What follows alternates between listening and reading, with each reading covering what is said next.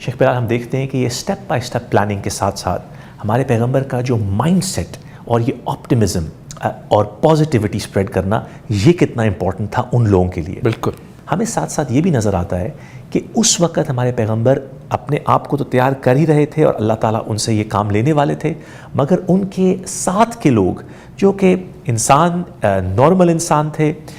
کچھ نریشنز میں آتا ہے کہ almost 95% of the Muslims at the time تقریباً 2 سے 3 سال پہلے مسلمان ہوئے تھے، اور ان لوگوں کی اپنی ٹرائبل افیلیشنز یا ان کے معاملات اور تعلقات اپنی پرانی زندگی کی اپنی نئی زندگی سے زیادہ مضبوط تھے.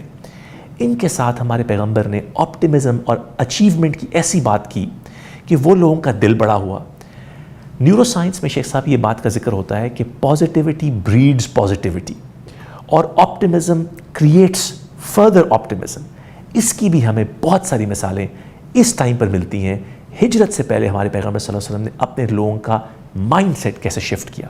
ہجرت سے پہلے عمر ایک اور ایونٹ جو ہوا تھا، بنو ہاشم کا بائیکاٹ کر دیا تھا، اور وہ بائیکاٹ ایسا تھا کہ آج کل کے زمانے میں ہم بائیکاٹس دیکھتے ہیں کہ مختلف کنٹریز جو ہیں وہ کسی ایک پرٹیکولر کنٹری کا بائیکاٹ کر دیتی ہیں اور ان کے اوپر کتنی اکنامک اور سوشل سٹرین آ جاتا ہے اور کتنی مشکل سے وہ گزرتے ہیں. وہ تو اپنی جگہ ہے ہی ہے، لیکن اس زمانے میں جو بائیکاٹ کیا وہ تو بالکل ان کو کٹ آف کر دیا. سو مچ سو کہ ان لوگوں کو پتے کھا کے سروائیو کرنا پڑا. اور مزیدار بات یہ ہے عمر کہ ان میں سے اکثر لوگ ایسے تھے جو کہ جب اسلام میں نہیں تھے تو they were very well to do.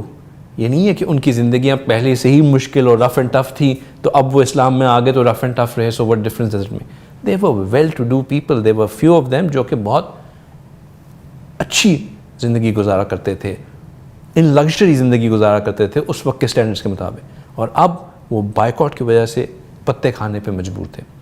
آپ صلی اللہ علیہ وسلم ان کو موٹیویٹ کرتے تھے اور ان کو صبر کی تلقین کرتے تھے.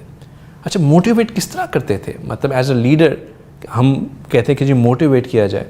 موٹیویٹ رسول اللہ صلی اللہ علیہ وسلم ہمیشہ ہی would take them back to the strategic goal that they had, the north star that they had set.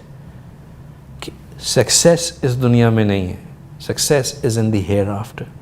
اور پھر آپ صلی اللہ علیہ وسلم ان کو یقین دلاتے تھے کہ جو صبر کرے گا اس کو آخرت میں کامیابی کئی گنا زیادہ ملے گی. اور اس کے ریفرنسز ہمیں شیخ صاحب وہاں سے بھی ملتے ہیں. ہمارے بہت سارے پیغمبر جو اللہ تعالیٰ نے جن کو اس دنیا کے لیے بھیجا، ان کی زندگی کوئی آسان زندگی نہیں تھی.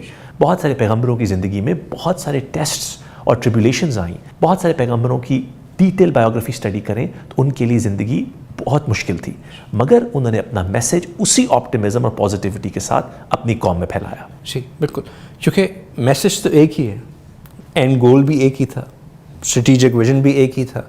تو یہ کنسسٹنسی ہمیں ہر پچھلی امت میں بھی نظر آتی رہی کہ جو لوگ پیغمبر کے ساتھ جڑے، جو لوگ رسول کے صحابی بنے، ان کو مشکلیں آئیں، انہوں نے مشکل برداشت کرنی پڑی. رسول نے خود بھی مشکلیں برداشت کی، رول ماڈل بنے اور اپنے ساتھ کے لوگوں کو بھی تلقین کی کہ وہ بھی مشکلات برداشت کریں. کیوں؟ کیونکہ جو صبر کرتا ہے پھر اللہ اس کو بے حساب اجر عطا کرتے ہیں. تو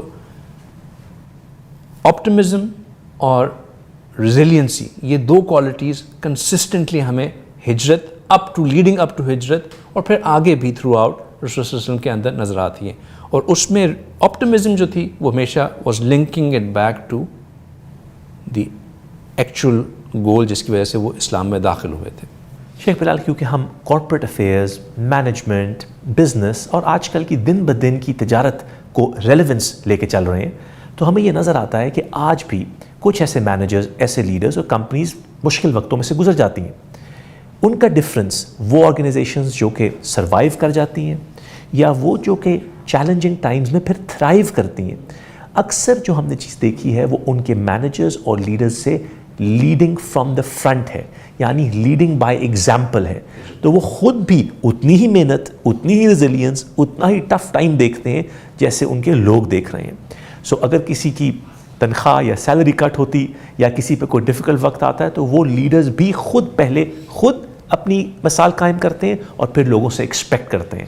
ہمارے پیغمبر صلی اللہ علیہ وسلم کی سیرہ میں ہجرت کے ٹائم پہ، اس کے بعد ان کی پوری لائف کے اندر ہمیں ایگزامپل آفٹر ایگزامپل نظر آتی ہے of leading by example and leading from the front. بالکل.